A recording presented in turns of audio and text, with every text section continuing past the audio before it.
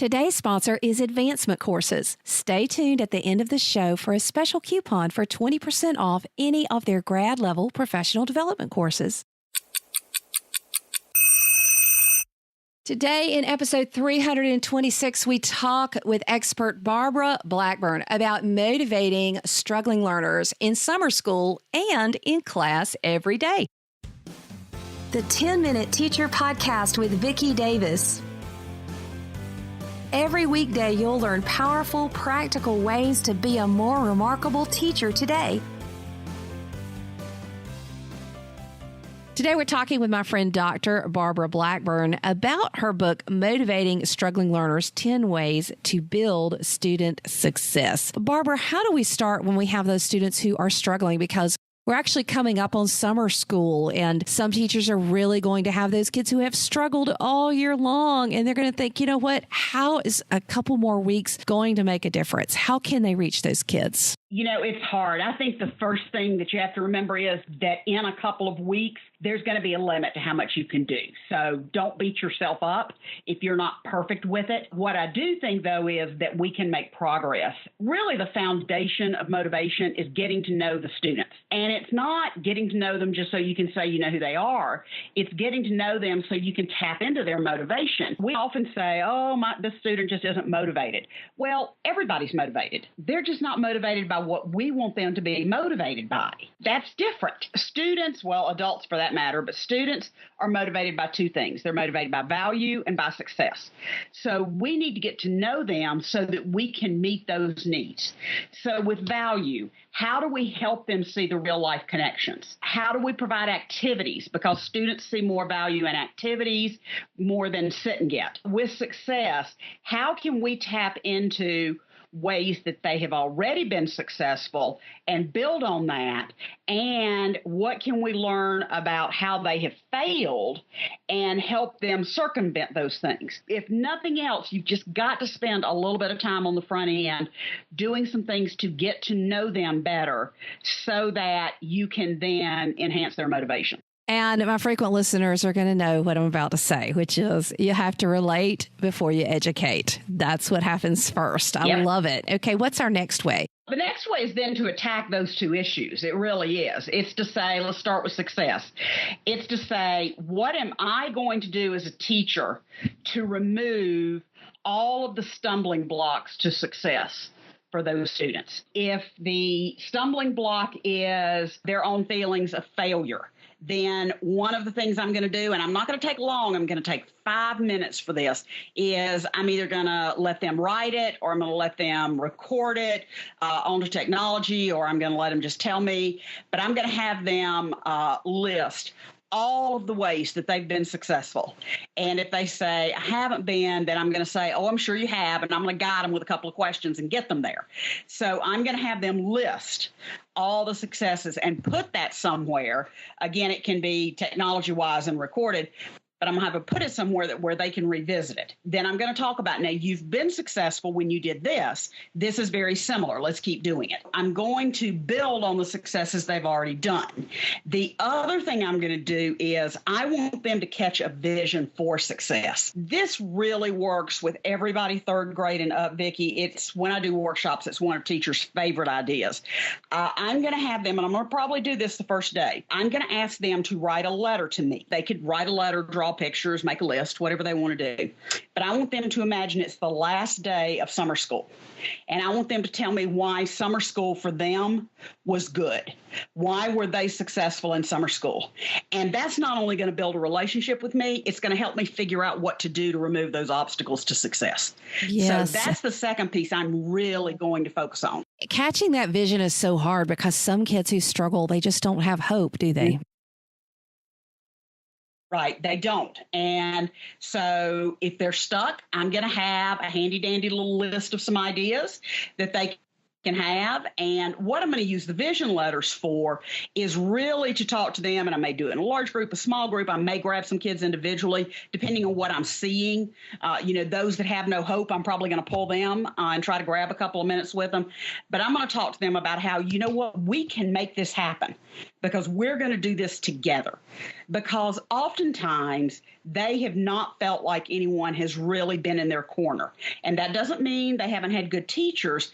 It just means that they didn't really feel that connection where they thought somebody was going to be there for them, helping them along the way. And my best friend and I talk about that.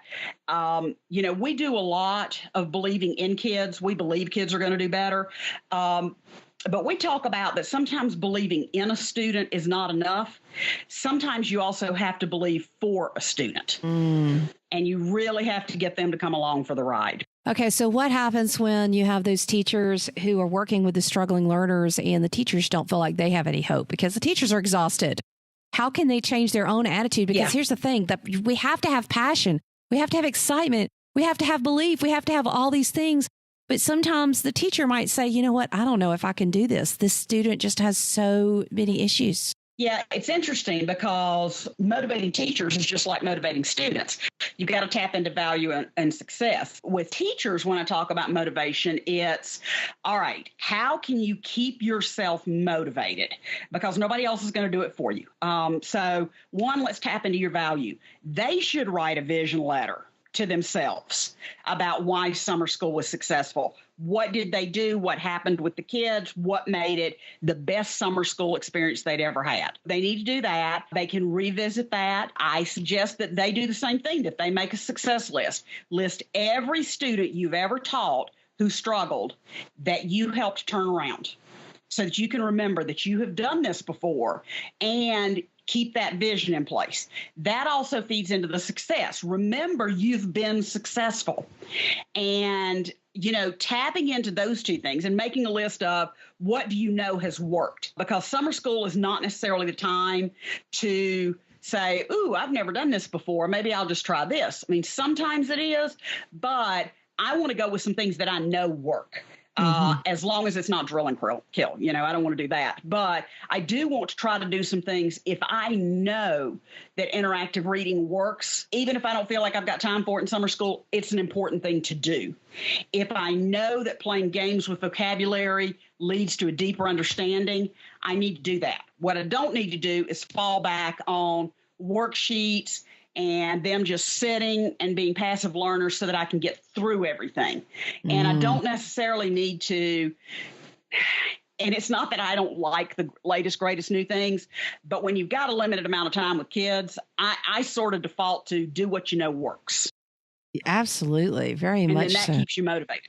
Yeah. And Barbara, I love this idea of a vision letter to yourself because, actually, I'm sitting here thinking, I need to write a vision letter to myself about my summer. I need to write a vision letter to myself about lots of things. And I think that's such a fantastic idea because you're kind of following Stephen Covey's principle of begin with the end in mind, right?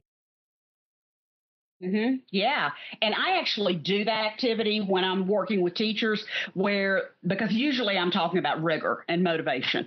And rigor is one of those dirty words that nobody wants to talk about. And so I'll have them write a vision letter. Imagine it's the last day of school. Write it to a friend. And what happened? What made it your best year ever? What did you do? What did the students do? How did you make it happen? And how did it make you feel? So you tap into the emotion that goes with it, and then you can go back and revisit it. And what I talk to principals about is, hey, sit down with your teachers, ask them to share their vision letters, and your question to them as a leader is, how can I help you accomplish that? So it's a great activity to do with everybody, but I'll tell you, it'll connect you with kids in a way that you would just be totally surprised by. So, Barbara, as we finish up, could you give us a 30-second pep talk? If we're getting ready to walk into class in 5 minutes with a struggling learner, give us a pep talk to get us ready for that moment when we need to engage and really bring it. I'm going to share with you a quote from a friend of mine. He is a coordinator of an alternative school. So they deal with the kids who basically aren't in regular schools anymore. And he tells his teachers this every morning. He says, on your worst day, you are someone's best hope. Now, I don't think he's right. I think on your worst day, when you got up late and the kids missed the bus and you spilled coffee on your shirt and you got a speeding ticket on the way to school and the copier was broken, I don't think on that day you are some student's best hope. What I do think is this. I think after all of those things on your worst day, you walk into that classroom, and for one of those students sitting there, you are their only hope. And if that doesn't keep you going, I don't know what will. Wow.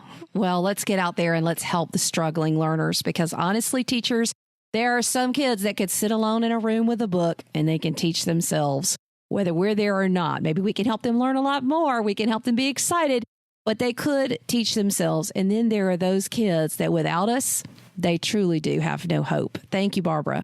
Oh, thank you, Vicki. It's always a pleasure.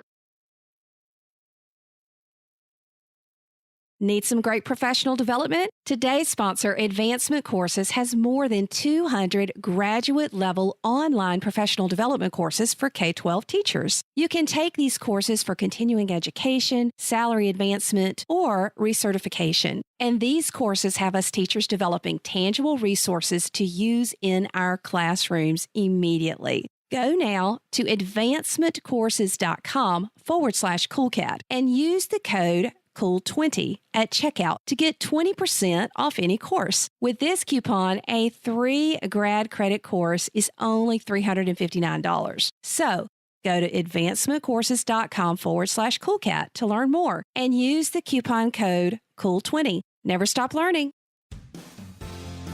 Thank you for listening to the 10-Minute Teacher Podcast. You can download the show notes and see the archive at coolcatteacher.com/podcast. Never stop learning.